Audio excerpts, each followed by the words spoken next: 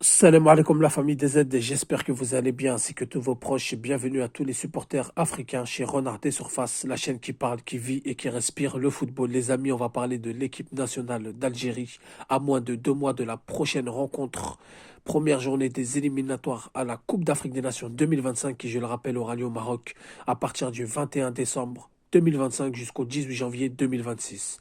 Et donc l'équipe nationale d'Algérie sort d'une grosse crise. Pas de qualification au second tour de la dernière CAN, pas de qualification au second tour de l'avant-dernière CAN.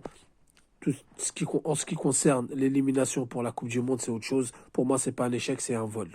Donc voilà, les amis, moi, en tant que supporter algérien, j'aimerais donner mon point de vue sur cette date de septembre. Comme j'ai toujours dit, lorsque Belmadi est parti, on ne pouvait pas chambouler l'équipe totalement. Donc on était obligé de garder des cadres pour avoir une certaine continuité. Donc Petkovic, on sait, il est arrivé un peu tard. On sait qu'il a fait le tour de l'Algérie. On va pas revenir là-dessus. Il n'a pas travaillé les 2 matchs amicaux qu'on avait eu, enfin le tournoi FIFA qu'on a eu face à la Bolivie et à l'Afrique du Sud. Ça a été du grand n'importe quoi. On a ramené Brahimi, on a ramené Benzia, on a écarté Mahrez, on a écarté Belaïli, on a gardé Boundia, on sait pas trop pourquoi. On a gardé certains joueurs, on sait pas trop pourquoi. Bon, Aïssa Mandi en défense, on sait qu'on n'a pas de défenseur. On sait qu'on n'arrive pas à ratisser et on sait qu'on n'a pas travaillé pour aller voir s'il n'y a pas des défenseurs dans le championnat algérien capables de mener la mission. Ensuite, il y a eu les 2 matchs du mois de juin. Très important pour la Coupe du Monde. Belmadi nous a laissé 6 points sur 6. 2 matchs, 2 victoires, dont un au Mozambique qui a été très compliqué. D'ailleurs, grosse équipe du Mozambique. En Afrique, bien sûr, et dans le groupe. Ensuite, on a reçu la Guinée. On a perdu 2 buts à domicile et on a été battre l'Ouganda à l'extérieur 2 buts. Donc on a laissé déjà 3 premiers points après la troisième journée des éliminatoires. Parce qu'on n'a pas travaillé. Parce qu'on a ramené des joueurs, on ne sait pas trop pourquoi ils sont là. C'était n'importe quoi. Brahimi sifflé par les supporters. Il a pris ses clics et ses claques, il est rentré. Yacine Benzia, même s'il a quand même un rendement, mais il découvre un groupe, on l'installe tout de suite. Madani, 31 ans, on ne sait pas pourquoi on le ramène alors qu'il y a d'autres défenseurs plus talentueux. Même s'il n'a pas été totalement nul, on lui est tombé dessus face à l'Afrique du Sud. Mais l'Afrique du Sud, c'est une équipe très active, très rapide. Et en plus, c'était sa première sélection. Donc moi, j'ai préféré ne pas lui tomber dessus, ne pas le juger immédiatement. En Ouganda, il a bien joué, il a tenu la baraque. Même s'il y a eu une erreur, on peut accuser Aïssa Mandji, on peut l'accuser lui. Mais de manière générale, il a bien tenu la baraque. On ne peut pas dire le contraire. Donc là, maintenant, les amis, on arrive au mois de septembre, on va jouer la Guinée équatoriale. Une équipe qu'on a envie de battre, parce que c'est l'équipe qui nous a fait tomber notre 35 matchs en défaite. Mais en vrai de vrai, c'est une équipe qui est prenable, même si elle est très compliquée à jouer, elle est très dure à jouer, elle est très coriace. On l'a vu notamment lors des éliminatoires de la dernière CAN, elle a battu la Tunisie, elle a fini première ex aequo avec la Tunisie. Donc c'est une équipe qui monte en puissance, qui progresse. Mais on a quand même des joueurs. À un moment donné, je l'ai toujours dit, c'est le moment de lancer de la jeunesse et de la fraîcheur. J'étais pas pour lancer totalement toute la jeunesse pour les précédents stages. Mais là, il faut lancer la jeunesse. Nous avons des joueurs comme Amin Chaka qu'il faut absolument convoquer. Absolument, absolument convoquer car il est aux portes de l'équipe du Danemark. Et ce joueur-là de 18 ans, il vient d'intégrer l'équipe pro de Copenhague. Gros, gros, gros potentiel. Il a déjà des sponsors qui sont sur lui qui veulent le signer. Il a déjà des clubs comme la Juventus et Chelsea qui veulent le signer.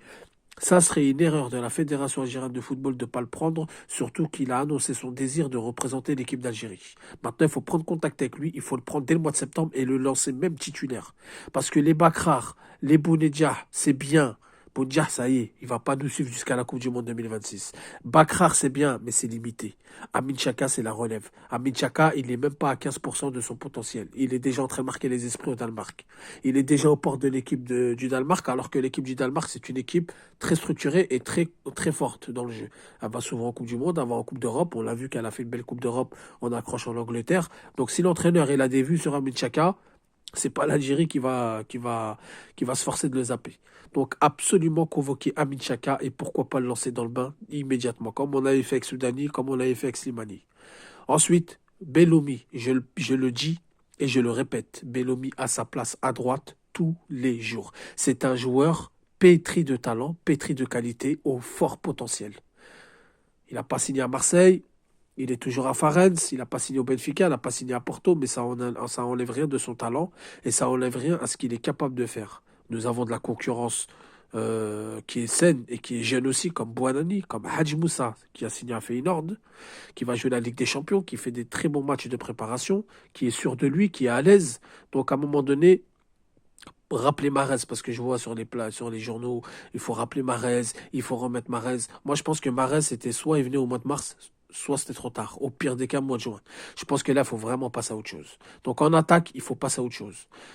Sur le côté droit, ça y est, il faut passer à autre chose. Mahrez, merci, barakallahu fik, pour tout ce que tu as fait. Mais je pense que tu peux apporter encore. Mais je pense que vas-y, prends ton argent, reste en Arabie Saoudite.